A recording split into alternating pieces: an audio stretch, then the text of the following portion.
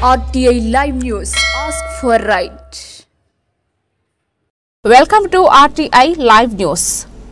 కొమరం భీం ఆసిఫాబాద్ జిల్లా బెజ్జూరు మండలం ఉట్స్ సారంగపల్లి గ్రామ పంచాయతీ పరిధిలో ప్రకటించిన ఇందిరమ్మ ఇల్లు జాబితా తప్పులు తడకగా ఉందని, అనర్హులను ఇందిరమ్మ ఇండ్ల జాబితాలో ఎంపిక చేయడం జరిగిందని గ్రామ పంచాయతీ ముందు ఆదివాసీ మహిళలు ఆందోళన చేయగా విచారణకు వచ్చిన ఎంపీడీఓ స్పెషల్ ఆఫీసర్ సెలవుల్లో ఉన్నారని, మరోసారి విచారణకు వస్తామని, సరైన అర్హులను ఎంపిక చేస్తామని వారు చెప్పగా, వారి సమాధానంతో సంతృప్తి చెందని గ్రామస్తులు తమకు సరైన న్యాయం చేయలేదని ఆవేదన వ్యక్తం చేశారు.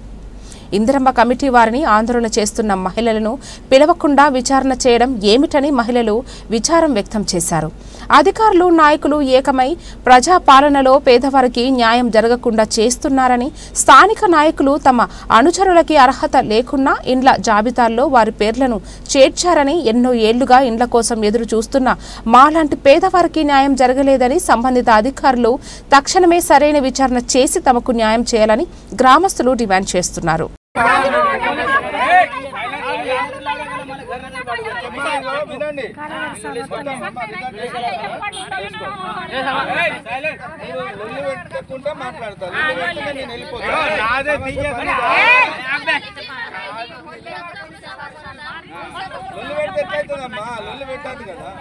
ఒక అధికారి పని పోగొట్టుకొని మీ దగ్గరకు వచ్చినామనంటే మీరు మమ్మల్ని ఉపయోగించుకోవాలి, మా సమయాన్ని మీరు ఉపయోగించుకోవాలి. మీరు చెప్పింది నచ్చకపోతే మీరు అడగాలి.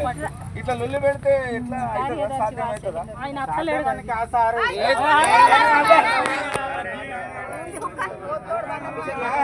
కొంచెం వినండి కళ్ళులారా.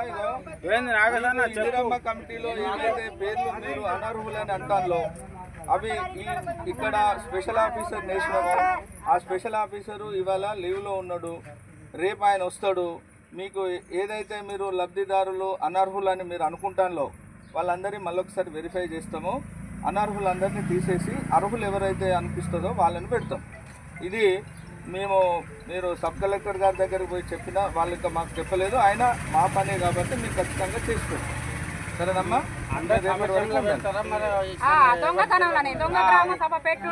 అమ్మ మనకి ఇచ్చింది ఇందిరమ్మ కమిటీ ఫైనల్ అన్నారు. మనకు గవర్నమెంట్ ఆదేశాలు అవే ఉన్నాయి.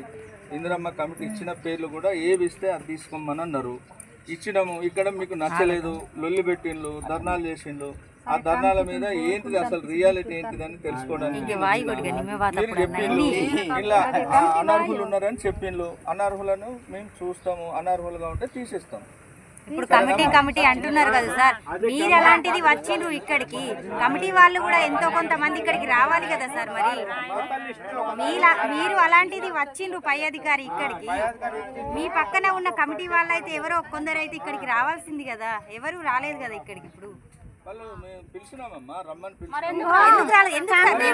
సార్ని పట్టుకొని చేసిండ్రు. ఇప్పుడు సార్ ఒక్కడు బలైండు, వాళ్ళు కూడా రావాలి కదా సార్ దగ్గరికి. వాళ్ళకి చెప్పిండు సారు, సార్కు చెప్పిండు. వాళ్ళు చెప్పినప్పుడు